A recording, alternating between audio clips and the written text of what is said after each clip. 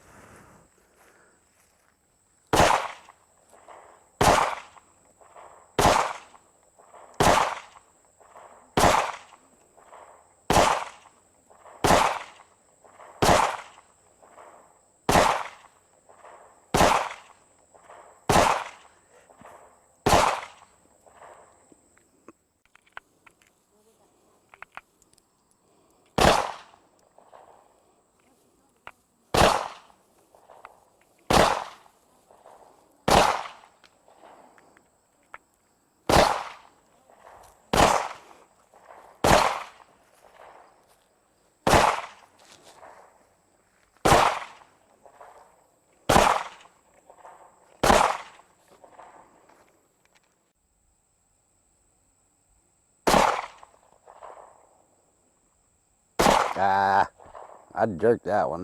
Those two were definitely me.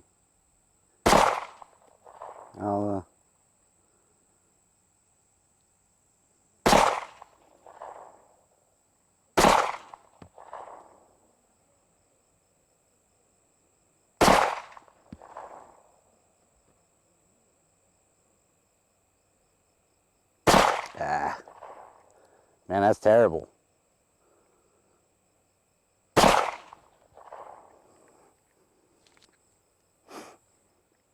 Man, I'm all over the place.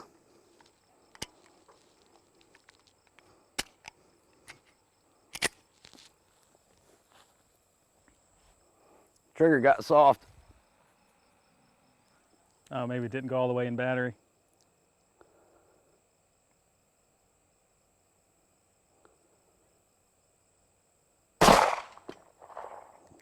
Man, that's a heavy trigger. Yeah.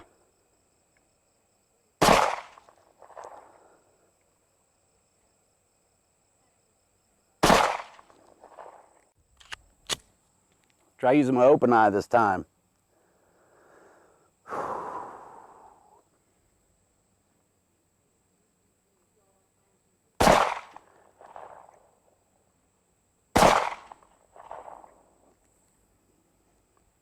Got a jammy poo.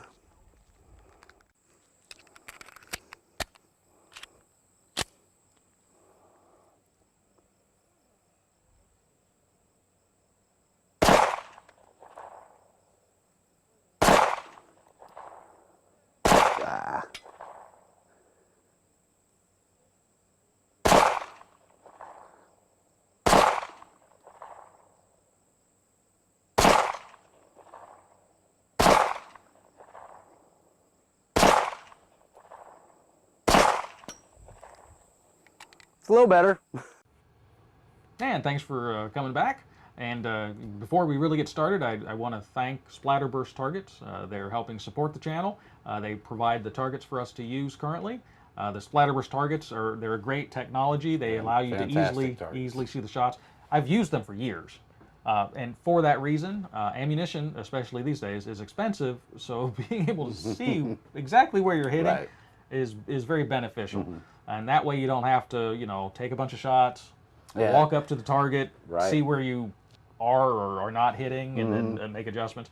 The Splatterburst you can just see right away. So, they're great targets, and we're very happy to have them, help support the channel. Absolutely. So with that being said, we'll go ahead and give the initial views. And I have to kind of admit, we're a little undecided on this. The accuracy, we'll start with accuracy because that's the part where we're a little undecided. It shows potential to where it could be good. We got some nice size grouping start, and then we'd have these a couple flyers here and there. Most of the time shooting it just seemed to be a large group. We'd have repeat shots in, one on top of the other, but kind of all over the place. Right. That's kind of odd to happen, Yeah. So, and I'm going to go out on a limb, and I'm attributing that. I think it's the trigger. It very well could be, right? Because that thing is it is so heavy. Yeah. It's heavy, and it's spongy. It's very okay. It's going to sound terrible maybe when I say it. It's very similar to High Point, and the reality is, the fire control system is almost exactly the same as a High Point. So that explains the same trigger feel. I'm kind of torn. I don't know which one is worse, honestly. Oh man, yeah, right. I don't know which one, because I just felt that trigger there, and we're just like, oh my goodness, that's terrible. That's horrible. It is. Yeah, it's heavy. When I measured it out, it came in just over 8 pounds. Or actually, I said that backwards. So, just under 8 pounds. Or was it? I can't remember exactly which it we'll just call it 8 pounds. We'll just call it 8 pounds, and you feel every one of those 8 pounds. It doesn't have a discernible reset. You just kind of pull the trigger, and then you let forward, and then when the trigger's all the way forward again, you pull it. I mean, nothing happens. So, but I'm attributing that to a lot of the accuracy issues, quite honestly. It's got a fixed barrel, and so fixed to the frame. So overall, I guess overall, the accuracy was probably about what I expected.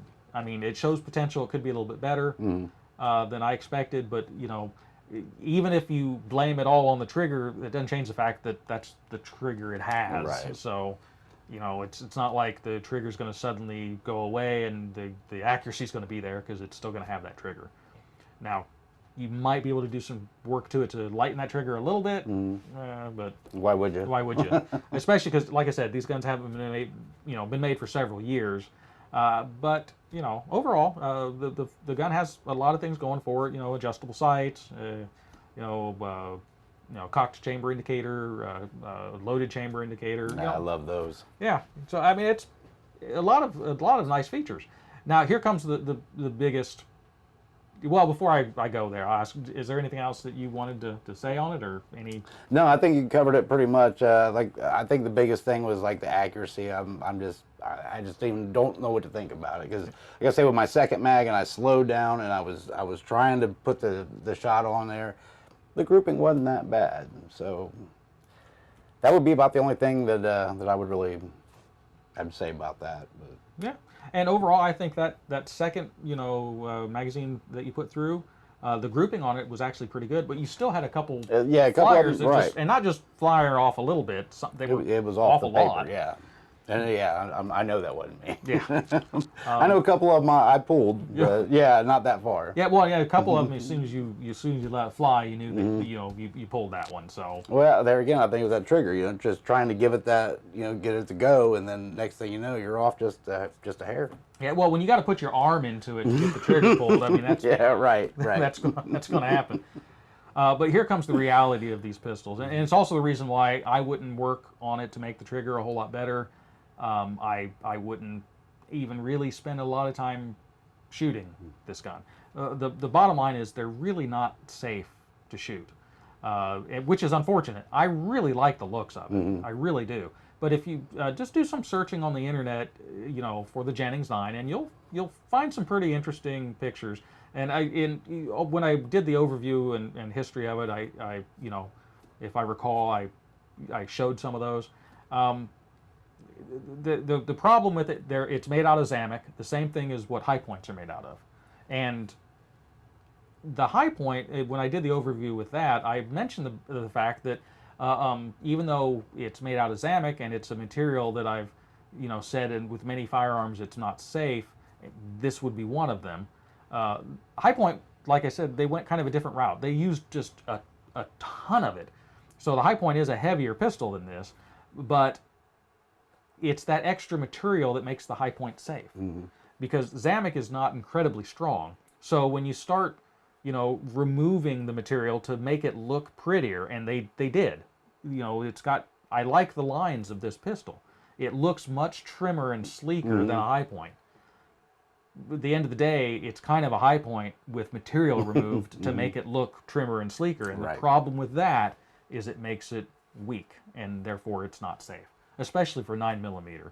9mm is a potent round, realistically speaking. It's a high pressure, relatively high pressure pistol cartridge, and it's just too much energy for these to really last. Now, would that mean if I had one of these I'd never shoot it? Well, we just shot it. I just understand, if you go to put hundreds of rounds through it, you might not make it, through all several hundred rounds. It's just at some point it might fail. Now, you might get one that's fine. The problem with any cast material, and Zamek is a cast material, you get porosities and stuff in the material itself, and it can cause it. That's where the structural weaknesses start to come in, and that's where more material fixes that. Because more material, you might have a little porosity in there where it's a weak point, but if you got material all the way around it, then no big deal. Right, doesn't matter. But with this, if you have one of those, so you might have one of these guns, and you might even be saying, well, I shoot it all the time and it's been perfectly fine, and you might have one that's absolutely true. I just want to caution people, if you come across one of these, it might not really be safe. And most of these were not shot a lot. Because they are a low-end firearm, usually people, quite honestly, you couldn't afford to shoot them a lot. Because if this is all you can afford, you probably can't afford a lot of ammo. Right. So, with all that being said, I find these interesting pistols. So if you do come across one, and they made a lot of them, so there's a good chance you could run across one of these in a gun show, or even a gun shop on the used gun rack, or pawn shop. Probably a good chance to find one there. Just realize that there are better options. This is a case I would definitely say buy high point. I mean, that's why high points exist. I can't believe you said that. No, that's why high points exist. They're a low-end, entry-level firearm, low cost of admission, but they're safe. Right. I would trust a high point any day over one of these, even though it looks way better. It does. It does. It looks so much better. I mean, just the lines, everything. It's pretty. It has the higher magazine capacity. The biggest problem with the high point, as far as being a self-defense firearm, is it only holds the 8 rounds. 10 if you get the extra magazine to make it extra blockier. This is 12 rounds flush fit magazine, so that part's nice, but I would still say you're better off with the 8 rounds. Yeah, I would say that extra round's good if it works. If it works, right. If it slide fails, and that's usually what happens. The slide has a tendency to break right about here, and then the front of the slide is no longer attached to the back of the slide, and that's not a good thing. So try to you want to try to avoid those situations when you can. So hopefully this information has been helpful for you, or maybe you just enjoy watching us talk about firearms and how some of them aren't any good. Whatever the case. If you like the content, please subscribe, hit the like button. It helps with the algorithm. And as always, until next week, stay safe.